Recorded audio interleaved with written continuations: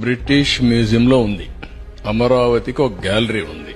శాతవాహనుల కాలంలో అమరావతి రాజధానిగా ఆనాడు పరిపాలించిన నగరం అది. ఎగ్జాక్ట్ గా ఇన్ని దశాబ్దాల తర్వాత మళ్లీ అమరావతి పేరు రావడం అది కోయిన్సిడెన్స్ కావచ్చు గాని ఓసారి చరిత్ర.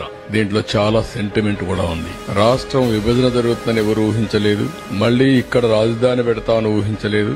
మళ్లీ శాతవాహనుల కాలం నాటి అమరావతి పేరు నేను మొన్న కూడా చెప్పాను.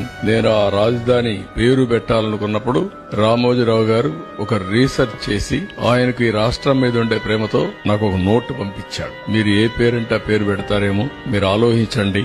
ఇది ఒక చరిత్ర సృష్టించే నగరం కాబట్టి నేను కూడా పరిశోధన చేశాను. నాకుండే వనరులతో పరిశోధన చేసిన తర్వాత ఈ నగరానికి ఈ పేరు పెడితే చాలా బాగుంటుందని ఆయన ఒక సూచన చేశాడు. సూచన చేసిన తర్వాత నేను కేబినెట్ లో 10 మందితో డిస్కస్ చేశాను.